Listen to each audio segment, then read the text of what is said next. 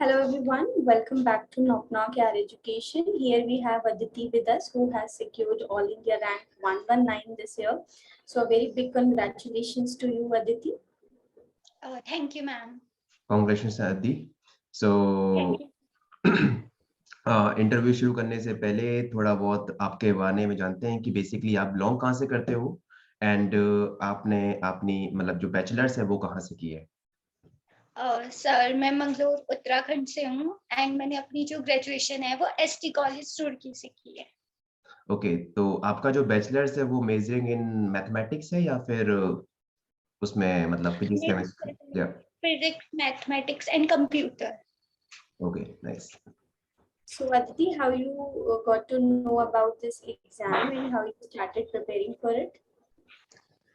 Ma'am मेरे को exam के बारे में तो मम्मी ने बताया था एंड फिर उसके बाद मैंने गूगल से सर्च किया था कि कैसे कैसे करना होता है, कैसे पेपर होता है, पेपर किस पैटर्न का होता है। ओके, सो मतलब आईआईटी जैम से पहले आईआईटी जेई का भी एग्जाम होता है सिर्फ क्लास 12 के बाद, तो उसके बारे में भी आपने सुना था या तैयारी की थी उसके लिए स्पेसिफिक या फिर डायरेक्टली आईआईटी जैम के लिए? नहीं, तैयारी तो नहीं की थी, पर हाँ मैंने जेई के बारे में भी सुना था, पर मैंने तैयारी जैम की थी।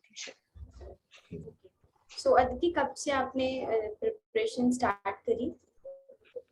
मैम मेरे को बीएससी सेकेंड ईयर में इस एग्जाम के बारे में पता चला था, तो मेरे पास जो सबसे पहले मैंने सिलेबस जाना था पेपर का, और फिर जैसे मेरे को पता चला था कि जो जो सब्जेक्ट मेरे पास ऑलरेडी ग्रेजुएशन में थे उनको तो मैं साथ साथ प्रैक्टिस कर लेती थी ऐसे। और फिर मेरे को फिर कोरोना आ गया था, तो फिर मेरे को मेरे स्कूल फ्रेंड ने बताया था अनअकैडमी के बारे में एंड देन मैंने आपको ज्वाइन किया था। ओके, जैसे कि काफी कुछ चैलेंजेस आते हैं कि बेसिकली आईआईटी जैम के एग्जाम के बारे में कि तैयारी इस मतलब शुरुआत कहाँ से करें. ऑलरेडी इतने सारे टॉपिक्स हैं आईआईटी जैम के सिलेबस में, चाहे आपका आईसी हो गया या फिर ओडी हो गया या फिर लीनियर अलजेब्रा, बहुत सारे टॉपिक्स हैं. उन सभी टॉपिक्स को फिर आपने कैसे मैनेज किया कि यह स्टार्टिंग बेस पॉइंट आपने कहाँ से शुरू किया? मेरे जो सेकेंड ईयर में सबसे पहले डिफरेंशियल इक्वेशंस था कॉलेज में, तो मैंने उससे शुरुआत की थी। Okay.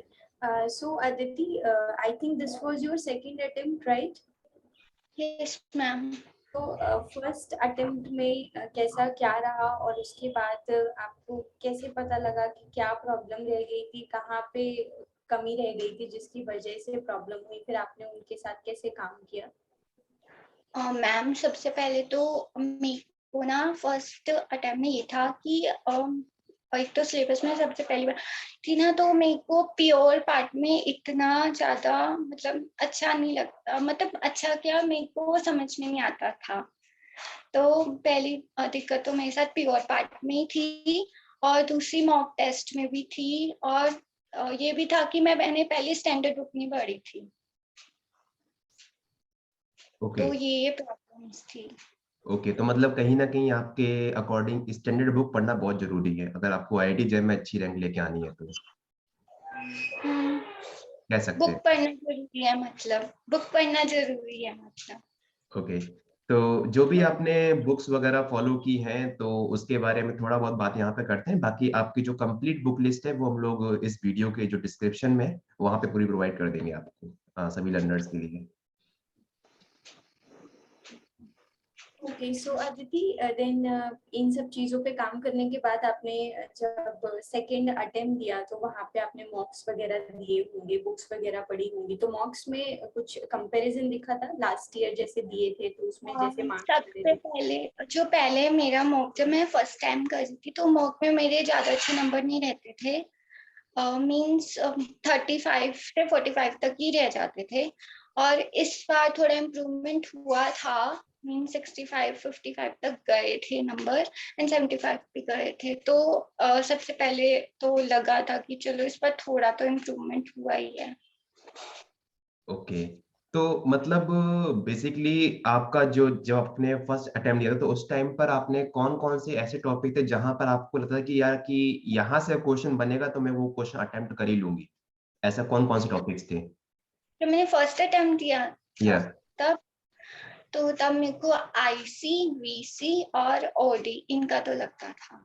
मतलब पूरा अप्लाइड पार्ट एकदम। ओके ओके, सो अदिति सेकंड अटेम्प्ट जब आप देने गए होगे तो ऑब्वियसली डर रहा होगा क्योंकि आपने ड्रॉप किया था, राइट?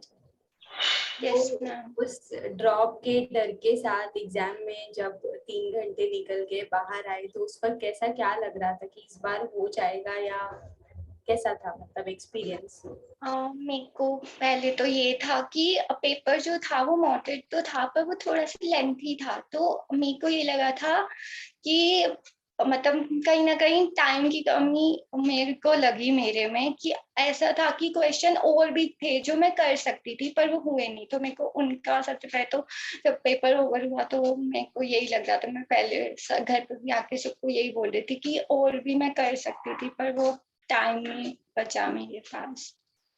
ओके। हाँ अदिति, मैं एक क्वेश्चन जानना चाहता हूँ, जैसे कि आपने बोला कि आपने जब आपने फर्स्ट टाइम तैयारी की तो उस टाइम आपका अप्लाइड पार्ट काफी अच्छा था, राइट? अप्लाइड पार्ट पे आपने काफी अच्छे तरीके से काम किया था फर्स्ट टाइम में। तो जब आपने सेकेंड टाइम जब आपने अटेम्प्ट दिया तो अटेम्प्ट देने से पहले डिमोटिवेशन तो नहीं आई कि यार मुझे कहीं पे और भी एडमिशन ले लेना चाहिए, लाइक जो भी और अदर यूनिवर्सिटी के एग्जाम निकलते हैं, डीयू, सीयू सेट या इन सब के, तो वो सब आपने तैयारी की कि डायरेक्टली आपने आईआईटी जैम की ही तैयारी की? मैंने डायरेक्टली जैम की तैयारी की थी। मतलब आप फिर सेकंड टाइम आप कॉन्फिडेंट थे कि मतलब कि हाँ अगर मैं थोड़ी सी मेहनत कर लेती हूँ प्योर पार्ट में और तो अप्लाइड प्लस प्योर कॉम्बिनेशन मिला के मेरा इस बार सिलेक्शन हो सकता है अच्छी खासी रैंक से? हाँ, क्योंकि मतलब मेरे को कहीं ना कहीं पता चल गया था कि जो मेरा वीक रहा है वो प्योर ही रहा है, तो मेरे को यही था कि अगर मैं प्योर में थोड़ी अच्छी मेहनत कर लूंगी तो मे बी हो जाए मेरा। ओके। सो अदिति फर्स्ट अटेम्प्ट जब दिया था तो उसमें रैंक क्या थी? I think you were getting admission in NIT, right? Ma'am rank 1196 थी। ओके, तो उसके बाद सबसे बड़ा डिसीजन ये लेना होता है क्योंकि इतनी रैंक पे भी आपको कोई ना कोई इंस्टीट्यूट मिल ही जाता।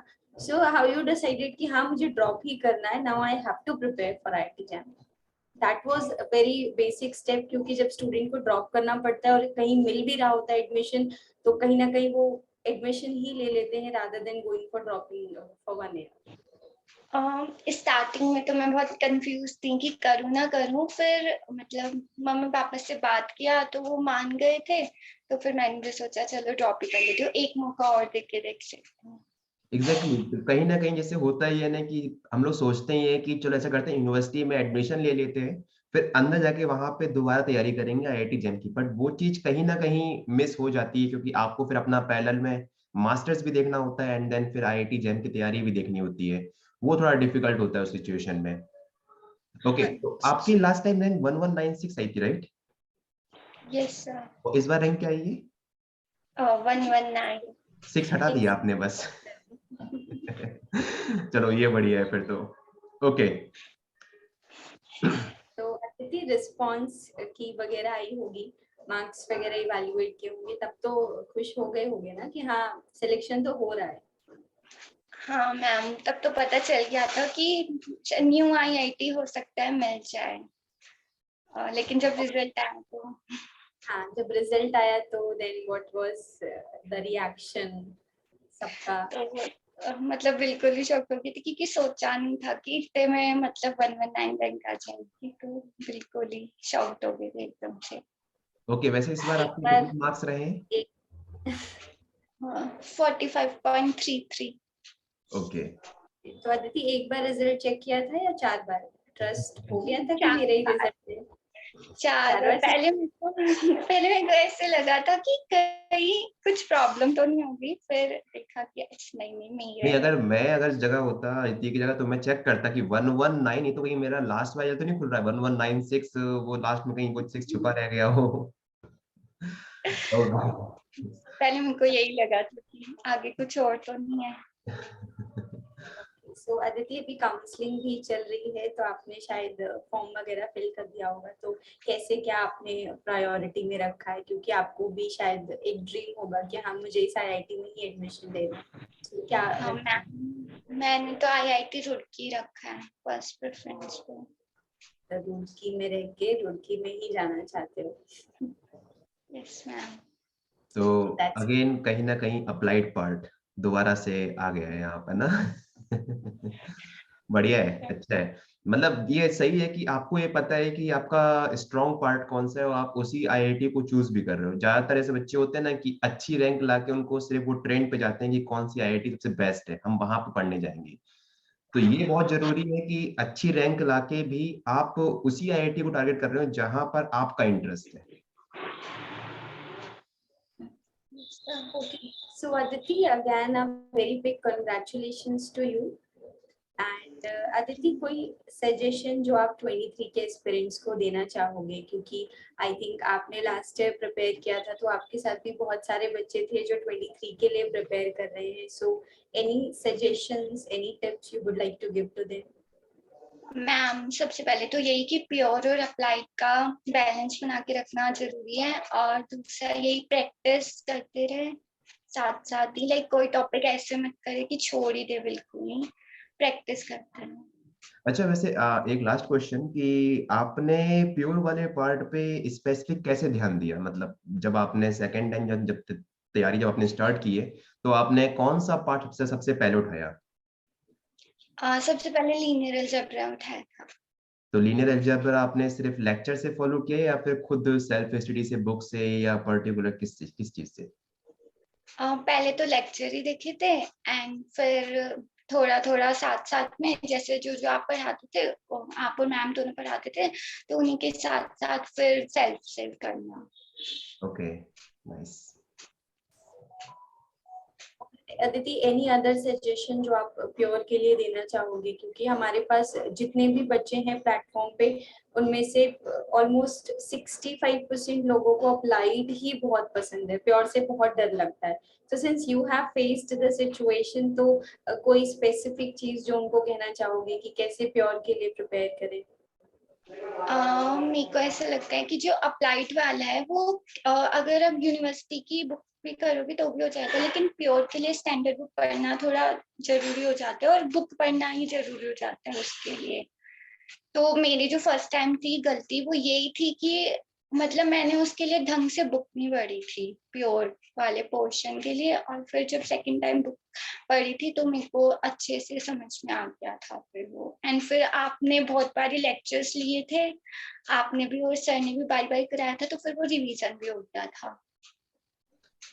मतलब कहीं ना कहीं वो लेक्चर सफिशिएंट नहीं होते हैं। अपन लोग जैसे क्लास में ये बोलते हैं कि आपको बुक पढ़नी ही पड़ेगी किसी भी हालत में, चाहे हम यहाँ पे कितना भी पढ़ा लें आपको, या कितना भी हम लोग यहाँ से आपको मटेरियल दे दें, अल्टीमेट लास्ट में आपको बुक पढ़नी ही पड़ेगी अगर आपको अपना प्योर सेक्शन अच्छा करना है। तो अगर थोड़ा सा उस पर, मतलब वही चीज है ना कि अगर जब तक प्योर सेक्शन माइंड में घूमता नहीं ना, जब तक मजा आता नहीं है। Yeah.